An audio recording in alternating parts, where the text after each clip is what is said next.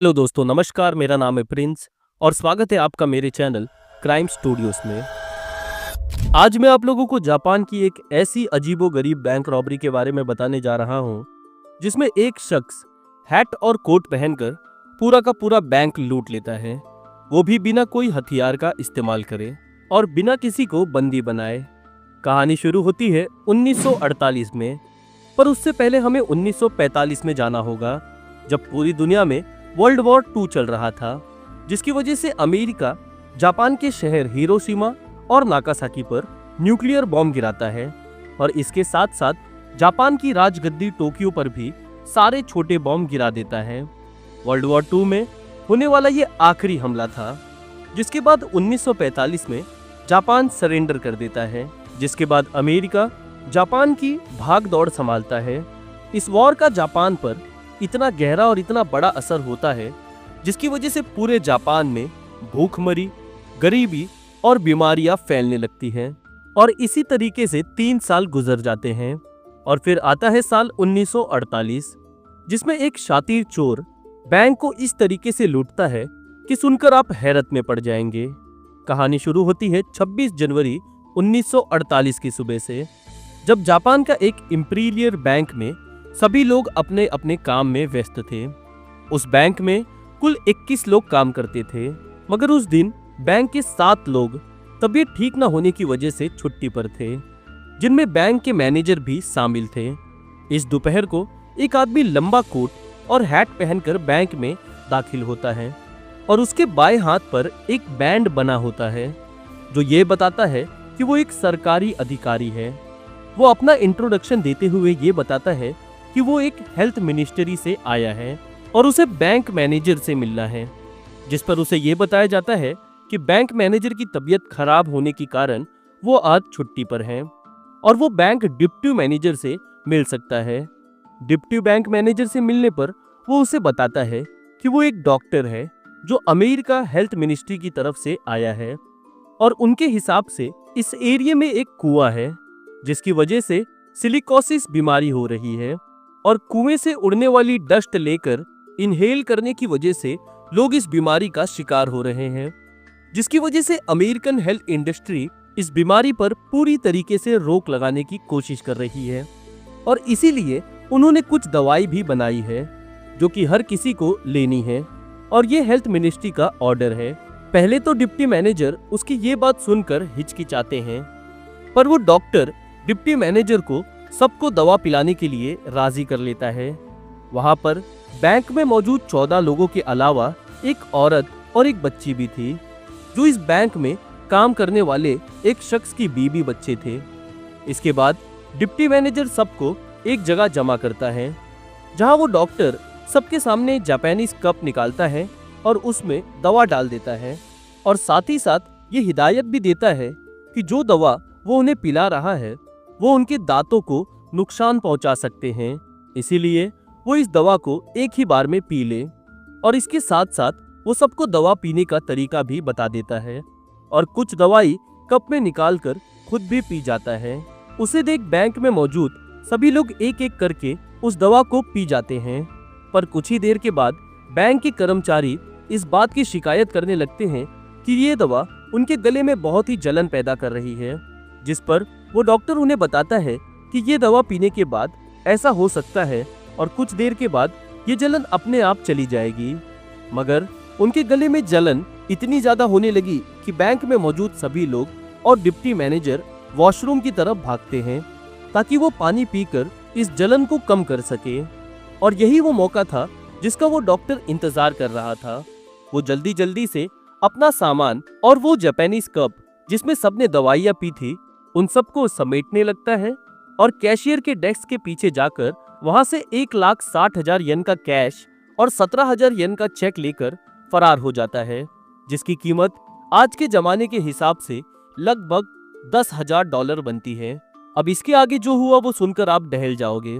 देखते ही देखते 15 मिनट के अंदर बैंक में मौजूद लोगों में से 10 लोग जमीन पर गिर जाते हैं और उनकी मौत हो जाती है, क्योंकि जो दवा डॉक्टर ने उन्हें पिलाई थी वो दवा नहीं बल्कि एक बहुत ही खतरनाक और जलनदार जहर था। कुछ घंटे के बाद जो लोग जिंदा बच गए वो बैंक के बाहर आकर जोर जोर से चिल्लाकर मदद मांगने लगते हैं। पुलिस को खबर मिलते ही वो मौका वारदात पर पहुंच जाती है, जहां हमें पता चलता है कि कुल 6 लोग जिंदा बच गए हैं और उन्हें वहां से हॉस्पिटल ले जाया जाता है, जिसमें से 2 और लोगों की मौत रास्ते में हो जाती है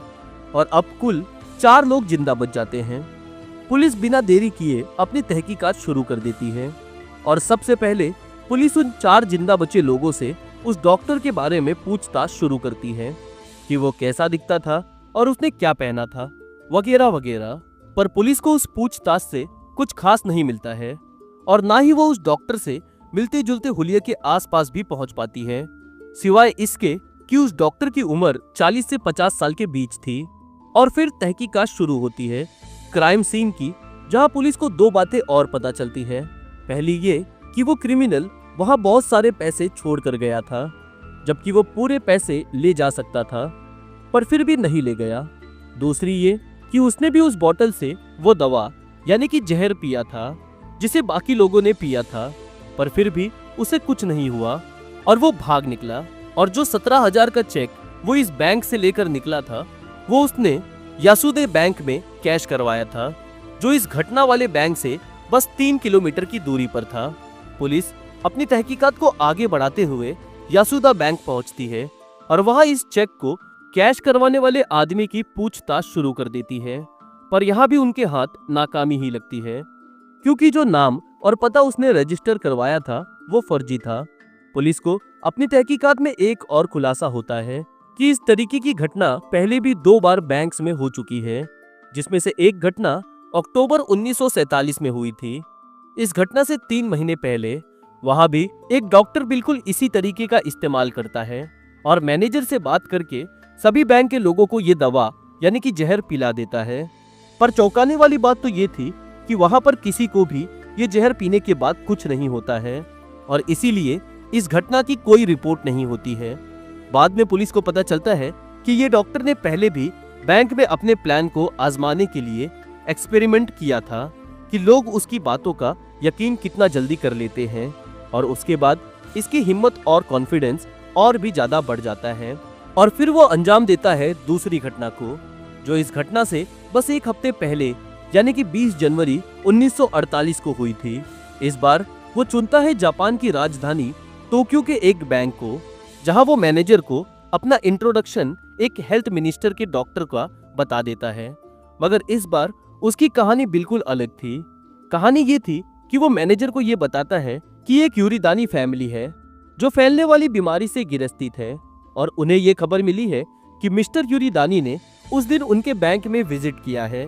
तो बैंक में सैनिटाइजेशन किया जाए और बैंक में काम करने वाले लोगों को दवाइयाँ दी जाए ताकि किसी को भी इन्फेक्शन ना हो। बैंक मैनेजर इस बात को कंफर्म करने के लिए जाकर बैंक रिकॉर्ड्स चेक करता है, जहां उसे ये पता चलता है कि मिस्टर यूनिदानी एक असली शख्स है और उनके ही बैंक का कस्टमर है और वो उस दिन बैंक भी आया था, जहां उसने अपने अकाउंट में बहुत सारे पैसे भी जमा किए थे। पर इन सब के बीच बैंक मैनेजर को एक बात खटकती है और वो ये थी कि उनके रिकॉर्ड्स में जो मिस्टर यूरिदानी का एड्रेस था और जो एड्रेस डॉक्टर ने दिया था वो बहुत ही अलग थे। और ये बात बैंक मैनेजर जाकर उस डॉक्टर को बताता है। अब डॉक्टर को लगने लगता है कि यहाँ उसका झूठ पकड़ा जाएगा और वो मैनेजर से ये कहकर बैंक से निकल जाता है कि एड्रेस में कोई कंफ्यूजन है और वो ऑफिस से दोबारा चेक करके वापस आएगा और फिर कभी नहीं लौटता है। हालांकि इन दोनों मामलों की कोई रिपोर्ट नहीं होती है, क्योंकि ना तो इनमें कोई मारा गया था और ना ही कोई चोरी हुई थी। डॉक्टर बैंक के लोगों को यकीन दिलाने के लिए हर बार अपना विजिटिंग कार्ड उनको दे देता है, जिससे उन्हें यह यकीन हो जाता है कि वो अपने बारे में जो भी बता रहा है वो सब कुछ सच है। पर हर बार हर घटना के लिए वो अलग अलग विजिटिंग कार्ड का इस्तेमाल करता था, जिनमें अलग अलग नाम होते थे। अपनी दूसरी चोरी के लिए जो नाम उसने इस्तेमाल किया था वो था जेरी जे गुची का, जो पुलिस की तहकीकात में फर्जी नाम निकला। मगर उसकी पहली चोरी जहां उसने प्लान का एक्सपेरिमेंट किया था, वहां के विजिटिंग कार्ड पर जो नाम था वो था डॉक्टर मात्सुई और ये असली नाम था और एक असली शख्स का था। और इसके बिनाम पर पुलिस डॉक्टर मात्सुई को गिरफ्तार कर लेती है और तहकीकात शुरू कर देती है, जिसमें डॉक्टर मात्सुई उनको बताते हैं कि इस घटना वाले दिन वो एक मीटिंग में थे और इस बात का प्रूफ करने के लिए उनके पास चश्मदीद गवाह भी थे। पर पुलिस के लिए अब ये सवाल था कि उस दिन डॉक्टर मस्तूई का विजिटिंग कार्ड बैंक में कैसे पहुंचा, जिस पर डॉक्टर मस्तूई पुलिस को बताते हैं कि ये विजिटिंग कार्ड एक लिमिटेड एडिशन का है और इस तरीके के उन्होंने 100 ही विजिटिंग कार्ड्स छपवाए थे, जिनका इस्तेमाल वो किसी खास बिजनेस मीटिंग में ही करते थे, या फिर जब कोई उन्हें अपना विजिटिंग कार्ड देता है तो बदले में वो उसे अपना विजिटिंग कार्ड दे देते हैं। डॉक्टर मात्सुई ने पुलिस को अपने खास आदत के बारे में भी बताया कि हर कार्ड देते समय वो अपने कार्ड के पीछे ये भी लिख देते हैं कि उन्होंने ये विजिटिंग कार्ड कब, किसको और कहाँ दिया है। और इस तरीके से वो अब तक 92 कार्ड्स लोगों को दे चुके हैं और अब उनके पास सिर्फ 8 ही बचे हैं। इसी खास आदत की वजह से पुलिस उन सभी 92 लोगों से तहकीकात शुरू करती है जिनसे उन्होंने कार्ड एक्सचेंज किए थे, जिनमें से 20 औरतें थीं और बाकी बचे 62 लोगों का भी इस घटना से कोई कनेक्शन नहीं दिखता है, क्योंकि उनके पास हर सवाल का जवाब था, वो भी किसी प्रूफ या गवाह के साथ। अब सिर्फ 10 लोग बचे थे जिन तक पुलिस अभी तक नहीं पहुंच पाई थी। इस दौरान बैंक में जो लोग मारे गए थे उन सभी के पोस्टमार्टम रिपोर्ट आ जाती है, जिसमें यह कंफर्म हो जाता है कि उनकी मौत जहर पीने की वजह से हुई थी और उनकी बॉडी में साइनाइड के ट्रेस मिलते हैं। पर सवाल अब ये था कि अगर सबने एक ही बोतल से वो जहर पिया है तो वो डॉक्टर और उसके बाद जिन 4 लोगों ने वो जहर पिया था वो कैसे बच गए। तब पोस्टमार्टम करने वाले डॉक्टर पुलिस के सामने एक थ्योरी रखते हैं कि हो सकता है कि उस डॉक्टर ने उस जहर की बोतल में ऊपर से कोई तेल डाल दिया हो, क्योंकि तेल पानी में मिक्स नहीं होता है और ऊपर ही तैरते रहता है, और उस क्रिमिनल ने अपने लिए कप में जो निकाला था वो जहर नहीं बल्कि तेल था और इसी वजह से उसके बाद जिन 4 लोगों ने वो पिया था वो भी बच गए। पुलिस अभी उन 10 लोगों को ढूंढ रही थी जो डॉक्टर मात्सुई के कार्ड एक्सचेंज किए हुए 92 लोगों में से बचे हुए थे, और पुलिस जिन तक अभी तक नहीं पहुंच पाई थी। और लगभग 6 महीने की तहकीकात के बाद पुलिस उन 10 लोगों तक भी पहुंच जाती है और इन 10 लोगों में से एक ऐसा शख्स था जिसकी बिनाम पर पुलिस ये पूरा का पूरा केस सॉल्व कर देती है। इन 10 लोगों में से पुलिस का सबसे ज्यादा शक इसी शख्स पे था जिसकी उम्र लगभग 48 से 50 साल की थी और उसका नाम था हिरासावा सादामिची, जो इस घटना को अंजाम देने वाले डॉक्टर की उम्र से मेल खा रहा था। उस पर शक करने की एक बड़ी वजह थी और वो ये थी कि पहले भी कई बार वो गिरफ्तार हो चुका था, क्योंकि उसके बैंक में फर्जी चेक कैश करवाने की कोशिश की थी। जब पुलिस ने उसे पूछताछ शुरू की और डॉक्टर मात्सुई के विजिटिंग कार्ड के बारे में पूछा तो उसने बताया कि कई महीने पहले उसका बैग कहीं खो गया था और उस बैग में उसके सारे विजिटिंग कार्ड्स थे जो कि खो गए थे। इस दौरान पुलिस को यह भी पता चलता है कि सादामिची ने बैंक चोरी की घटना के सिर्फ 1 हफ्ते के बाद ही 1,30,000 येन बैंक में जमा किए थे, और जब पुलिस उसे इस बारे में पूछती है तो वो कोई भी जवाब देने से इनकार कर देता है और इस बात से पुलिस का शक उस पर और भी बढ़ जाता है। तब पुलिस उसे गिरफ्तार करके टोक्यो ले जाती है, जहां पुलिस बहुत ही सख्ती के साथ उससे पूछताछ शुरू करती है। पुलिस बैंक में बचे 4 जिंदा लोगों को भी पुलिस स्टेशन बुलाती है ताकि वो उसकी शिनाख्त कर सके और उससे पहचान सके। पर चौंकाने वाली बात तो ये थी कि उन 4 में से कोई भी उसे पहचान नहीं पाता है और हर कोई यही जवाब देता है कि वो शख्स नहीं है जो उस दिन बैंक में आया था। तब पुलिस सच निकलवाने के लिए 3rd डिग्री का इस्तेमाल करती है, जहां उसे सोने नहीं दिया जाता है। 24-24 घंटे उसे भूखा प्यासा रखा जाता है और साथ ही साथ उसे आकर पीटा भी जाता है। इस टॉर्चर के सामने वो ज्यादा दिन तक टिक नहीं पाता है और 5वें दिन वो अपना गुनाह कबूल कर लेता है। पुलिस के 3rd डिग्री टॉर्चर की वजह से उसकी हालत इतनी खराब हो गई थी कि उसे वहां से हॉस्पिटल ले जाया गया, जहां उसका ट्रीटमेंट शुरू हो गया। पूरी तरीके से ठीक हो जाने के बाद कोर्ट में उसका ट्रायल शुरू होता है, जहां वो अपने दिए हुए बयान से मुकर जाता है और खुद पर लगे सारे चार्ज को नकार देता है और कोर्ट में ये भी बता देता है कि उसे टॉर्चर करके जबरदस्ती उसका ये गुनाह कबूल करवाया गया है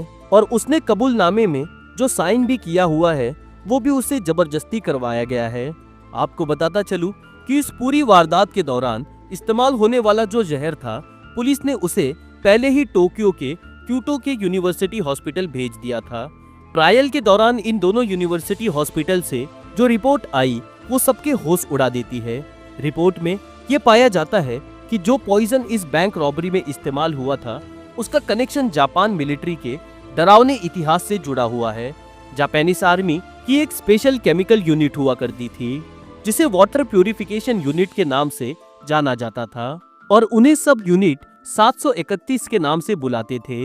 यूनिट 731 का इतिहास बहुत ही डरावना और दिल को दहला देने वाला था, जहां इंसानों पर बहुत ही डरावना और खतरनाक एक्सपेरिमेंट किया जाता था।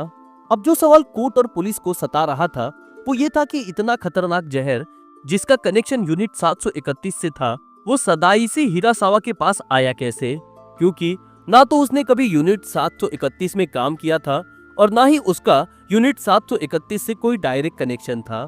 तब कोर्ट एक थ्योरी पर पहुंच जाती है कि हो सकता है ये रॉबरी किसी सोल्जर या डॉक्टर ने किया हो जो पहले यूनिट 731 में काम कर चुका हो। और एक थ्योरी और भी थी कि अमेरिकन गवर्नमेंट सदाइची हिरासावा को इसमें फंसाकर ये एक्सपोज करना चाहती है। जहां एक तरफ सदाइची अपने ऊपर लगे सभी इल्जामों को लगातार नकार रहा था, वहीं दूसरी तरफ जापान का जुडिशियल सिस्टम हर कबूलनामे को पक्का सबूत मानता है, फिर चाहे वो किसी भी तरीके से लिया गया हो। तब कोर्ट उस फॉरगेट चेक को जो उसने कैश करवाने की कोशिश की थी और 1,20,000 येन को जो उसने बैंक में जमा करवाए थे उसके बारे में पूछती है, जिस पर वो कोर्ट को बताता है कि उसे एक दिमागी बीमारी है जिसमें वो किए हुए कामों को बार बार भूल जाता है और बार बार वही काम करते रहता है और इसीलिए उसने दोबारा बैंक में कैश करवाने की कोशिश की और बीमारी की मेडिकल रिपोर्ट भी वो कोर्ट में जमा कर देता है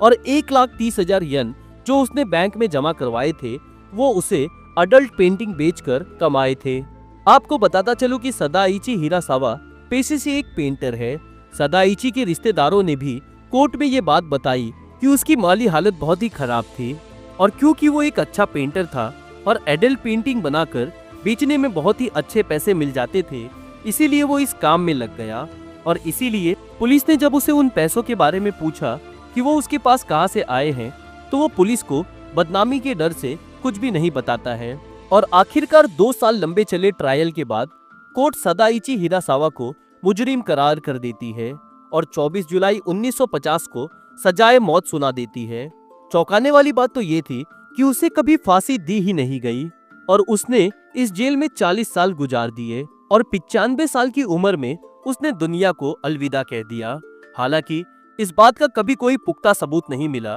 कि उसने ही इस बैंक रॉबरी को अंजाम दिया है, मगर फिर भी उसने जेल में अपनी जिंदगी के आखिरी दिन गुजारे और इसीलिए उसके रिश्तेदार सदाइची के मरने के बाद भी कोर्ट में केस को रीओपन करने की मांग करते रहे, क्योंकि उन्हें ये लगता था कि इस रॉबरी में सदाइची का कोई हाथ नहीं था। और सन 2015 तक कुल 20 रिक्वेस्ट डाली गई, पर कोर्ट ने उन सभी मांगों को खारिज कर दिया। लोगों ने कोर्ट के फैसले को नकारते हुए 2 थ्योरीज बनाई। पहली ये कि ये एक अमेरिकन गवर्नमेंट का ह्यूमन एक्सपेरिमेंट ऑपरेशन था और दूसरी ये कि ये किसी क्रिमिनल गैंग का काम था जहां वो लोग इस जहर को इंसानों पर एक्सपेरिमेंट कर रहे थे, मगर सच आज भी किसी के सामने नहीं आया। आपका क्या सोचना है इस बारे में कमेंट सेक्शन में लिखकर जरूर बताएं। और अगर आप लोगों को भी इसी तरीके की जेल एस्केप, बैंक रॉबरी की वीडियोस देखना पसंद है तो आप इस चैनल की बाकी वीडियोस को भी देख सकते हैं। आप लोग इस वीडियो को लाइक करें और इस चैनल को सब्सक्राइब करें। मैं मिलता हूं आप लोगों से अगले वीडियो में, तब तक के लिए अलविदा।